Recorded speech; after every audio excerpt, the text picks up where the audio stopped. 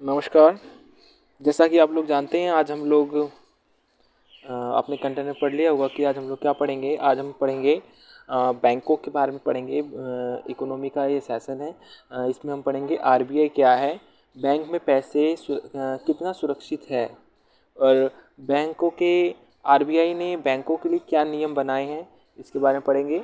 और थोड़ी नज़र डालेंगे repo rate, reverse repo rate, CRR and SLR क्या है, और थोड़ी नज़र एनपीए स्पेस भी डालेंगे, नॉन परफॉर्मिंग एसेट्स क्या होते हैं।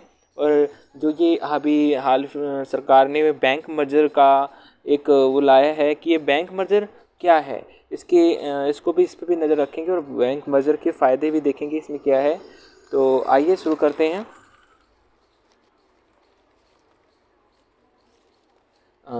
आरबीआई के बारे में पहले थोड़ा जान लेते हैं कि आरबीआई क्या होता है।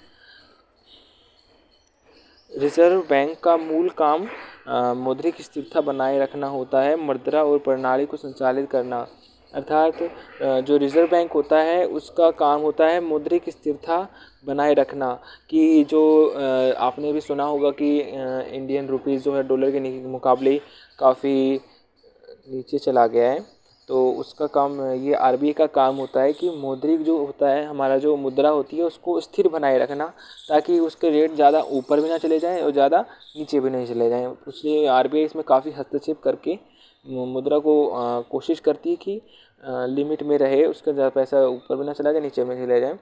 और इसका होता है मुद्रा और प्रणाली को संचालित करना। अर्थात देश में किस प्रकार से लेन देन होगा उसके बारे में भी हम इसमें पढ़ते हैं कि मुद्रा जो होती है, जो मनी होता है, जो पैसा आपके पास होता है, उसको संचालित करता है कि आरबीआई उसको बना के देता है। जिसमें आपने देखा होगा जो नोट होते हैं, 10 के 20 के 50 के 100 के 1000 के, आई मीन 2000 के 1000 के तो बंद हो चुके हैं। उसमें लिखा होता है कि मैं खाता धारक को ये इतने पैसे अदा करने का वचन देता हूँ, और नीचे जो होता है गवर्नर के साइन होते हैं, जो करंट के गवर्नर होते हैं उनके साइन होते हैं कि हम इतने पैसे आपको देने के लिए बाध्य हैं। रिजर्व बैंक अर्थव्यवस्था की जटिल चुनौतियों से निपटने के लिए मौद्रिक नीति फ्रेमवर्क बनाता है। जो रिजर्व बैंक होता है, अर्थव्यवस्था में जो जटिल चुनौतियाँ आती हैं, जैसे महंगाई बढ़ जाना हो गया, आयात निर्यात में कमी या फिर बढ़ जाना, ये चीज़ें होती हैं, इसको रिजर्व बैंक होती है। अर्थव्यवस्था जो ऐसी चुनौतियाँ आती हैं उसके लिए एक मौद्रिक नीति बनाता है। जैसे अभी आप देख रहे होंगे रेपो रेट, गवर्नमेंट ने जो गवर्नर हैं आरबीआई के, हमारे जो सेंट्रल बैंक होते हैं, सेंट्रल बैंक है, उसका रेपो रेट को बढ़ा रहा है। बिकॉज देश में जिस प्रकार से महंगाई बढ़ रही थी, महंगाई को कंट्रोल करने के लिए ये बढ़ाया जा रहा है, आप लोग जानते हैं। रिजर्व बैंक सभी वाणिज्यिक बैंकों का ऋण नियंत्रक के तौर पर काम करते हैं।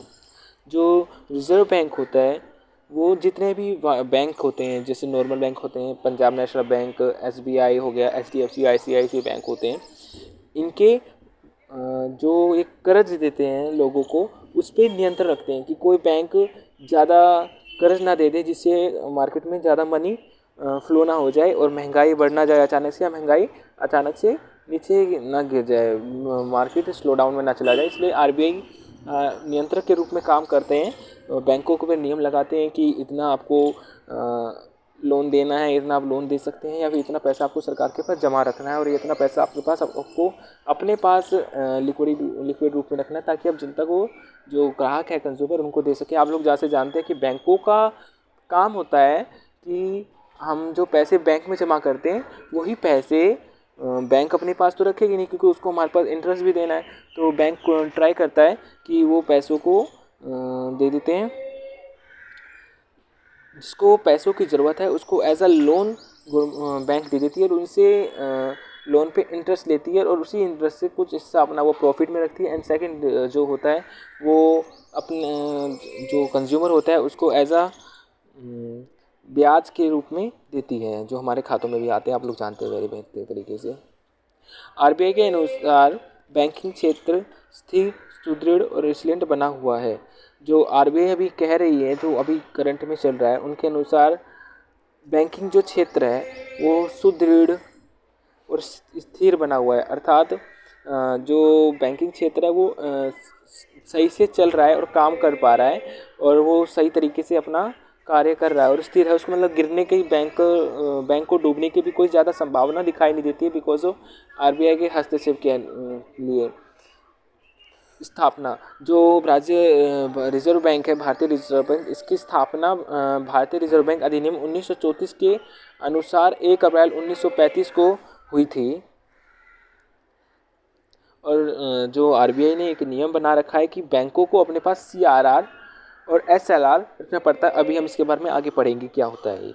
आरबीआई सभी बैंकों को करीब से नज़र रखता है कि किसी बैंक में कोई बैंक घाटे में तो ज़्यादा अंदर नहीं चली जा रहा है, या फिर कोई बैंक ऐसे गलत जानकारी तो ओपन कंज्यूमर के बीच में नहीं रख रहा है कि वो अगर डेफिसिट में जा रहा है और उसको लॉस हो रहा है और जनता को वो दिखा नहीं रहा है, तो इसलिए आरबीआई उनके ऊपर नज़र रखती है। अगर ऐसा कोई करता है, कोई बैंक छेड़खानी करता है अपने दस्तावेजों के साथ और कंज्यूमर्स को गलत सूचनाएं देते हैं और सरकार को गलत सूचनाएं देता है अपने बैंक के बारे में, तो उसके लिए आरबीआई कई सारे काम कर सकती है। जैसे उसका लाइसेंस रद्द कर सकती है, बैंक की जो मैनेजमेंट होती है उसको रिप्लेस कर सकती है।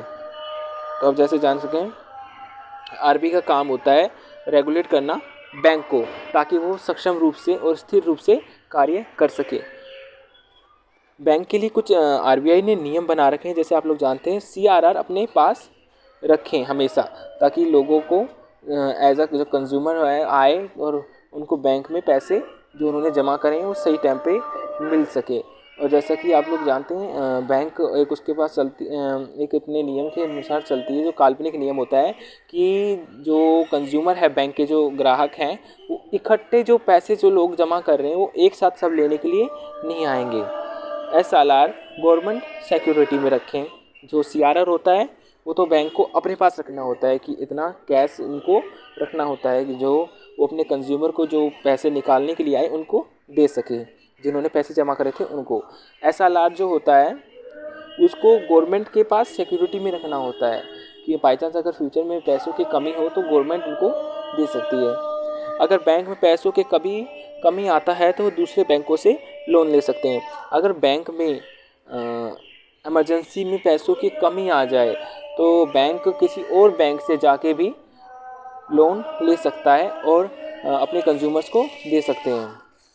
आरबीआई बैंक होता है वो लैंडर ऑफ लास्ट रिजॉर्ट होता है। अगर बैंकों को पैसों का अस्थायी कमी का कभी सामना करना पड़ता है तो और बैंकों को किसी और बैंक से लोन लेने में सक्षम नहीं हो पाता है, तो आरबीआई जो होता है वो लैंडर ऑफ लास्ट रिजॉर्ट होता है। अर्थात आरबीआई उस बैंक को एकदम लास्ट जब पहुंच जाए, जब बैंक अगर डेफिसिट में जाने वाला हो, तो उस टाइम पे आरबीआई उनको पैसे या फिर लोन दे सकता है।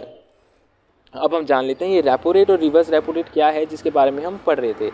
रेपो रेट ये इसका मुद्दा है सीधा है, बैंक से लोन, आरबीआई जो होता है वो बैंक से लोन लेता भी है और बैंक को लोन देता भी है। जैसे रेपो रेट होता है, तो रेपो रेट जैसे भी आप देख रहे होंगे हमारे जो गवर्नर है वो रेपो रेट बढ़ा दे रहे हैं, अर्थात उसमें फिर देश में भी ब्याज जो होती है, जो आदमी लोन लेता है उसमें भी ब्याज अब धीरे धीरे बढ़ रहा है। आरबीआई की तारीफ हाल के दिनों में सिर्फ भारत नहीं विश्व भर ही कर रहा है कि भारत की बैंकिंग व्यवस्था और प्रणाली भारत में किस तरह चलाई जा रही है और इसका कितना सुरक्षित है, ये इसका पूरा विश्व में तारीफ हो रहा है जिस प्रकार से अभी भारत काम कर रहा है। अब सीआरआर क्या होता है इसके बारे में थोड़ा देख लेते हैं। बैंक आरबीआई के पास कुछ पैसा रखता है, इसे बैंक बढ़ाती घटाती रहती है, जिससे सीआरआर होता है। तो जो बैंक होगा इतना कैश आरबीआई के पास रख देते हैं और इसको बैंक जो आरबीआई होती है वो बढ़ाती रहती है और कभी घटाती रहती है। इससे जो जब बढ़ाती है तो मार्केट से पैसा निकल जाता है और आरबीआई के पास चला जाता है, और जब सीआरआर घटाती है कि इतना कैश बैंक को अपने पास रखना है, तो जो मार्केट में पैसा होता है वो ज़्यादा निकलता है, तो जानते हैं मार्केट में थोड़ी तेज़ी आती है। और अगर सीआरआर जैसे बैंक अपने पास रख लेती है, पैसे कम कर देती है, अपने बैंक से निकलते हैं, उसके बैंक से कम पैसे निकालते हैं, लोन वगैरह कम उनका देना हो जाता है, तो उससे बैंक को थोड़ा कम प्रॉफिट भी होता है और मार्केट में थोड़ा पैसों का कम फ्लो होता है, जिससे बैंक उसमें लोग कम शॉपिंग वगैरह करते हैं। SLR होता है, स्टैट्यूटरी लिक्विडिटी रेशो होता है। बैंकों को अपने ग्राहकों के लिए इतने पैसे नियमित रखने पड़ते हैं कि ग्राहकों को पैसे दे सके, मतलब इतनी लिक्विडिटी अपने बैंक में उनको रखनी पड़ती है कि अगर कंज्यूमर आता है तो उतने पैसे वो नियमित रूप से ग्राहकों को पैसे दे सकें। अब हाल के दिनों में आपने देखा होगा पिछले कुछ 3-4 सालों से बैंक मर्जर का बड़ा ही फंडा सामने आ रहा है कि जो छोटे छोटे बैंक होते हैं उनको एक में मर्जर कर दिया। जैसे अभी आप लोग जानते हैं OBC जो होता है और अन्य जो छोटे बैंक थे उनको पंजाब नेशनल बैंक में मर्जर कर दिया, और अन्य अभी ऐसे कई बैंक हैं जिनको मर्जर कर दिया गया है। अब इसके हम कुछ फ़ायदे देखने जाएंगे कि ये क्यों किया जा रहा है, इससे फ़ायदा क्या होता है।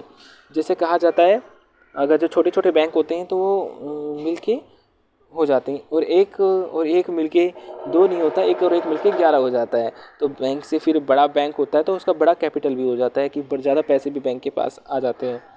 कम खर्चा, ज़्यादा टेक्नोलॉजी एंड मोर रिसोर्सेज का भी इसमें देखा जाता है कि कम खर्च होता है बैंकों को चलाने में। टेक्नोलॉजी ज़्यादा हो जाती है। रिसोर्सेज जो बैंकों के रिसोर्सेज हैं चाहे वो मानव संसाधन हो, और वो भी बढ़ जाते हैं, और एक बैंक के अंडर वे लोग सही से काम कर पाते हैं। तेज़ गति से कार्य भी कर सकते हैं, और जो बैंकों को मिला के एक मर्जर करके बैंक बनाया जाएगा वो तेज़ गति से कार्य करते हैं, और उसको एक सेंट्रल मैनेजमेंट होता है वो पूरे तरीके से कंट्रोल कर लेता है। एक सेंट्रल मैनेजमेंट होता है और नीचे जो बैंक होंगे वो एक बैंक है उसमें सही से सारा काम करेंगे, एक मैनेजमेंट बैठ के सब देखेगा। और जो टूटे हुए बैंक होते हैं तो देखते अलग अलग मैनेजमेंट होगा, छोटे छोटे बैंक होंगे, किसी बैंक में डेफिसिट हो रहा है, किसी बैंक में फ़ायदा हो रहा है, किसी में नुकसान हो रहा है, तो इसे कंट्रोल में नहीं आता है गवर्नमेंट के, उसमें सरकार भी इसमें सही से नज़र नहीं रख पाती। और इससे फिर एक फ़ायदा होता है, कम रिस्क होता है। अगर एक ही बैंक होगा तो रिस्क कम होता है, सरकार को भी इसमें नज़र रखने में अच्छी होती है। अगर वो डेफिसिट में जा रहा है तो गवर्नमेंट भी उसकी मदद कर देता है। मजबूत तंत्र और मोर कैपिटल हो जाता है, टेक्नोलॉजी को जानता है, और इससे सेवा क्षमता विकसित होती है जनता के लिए।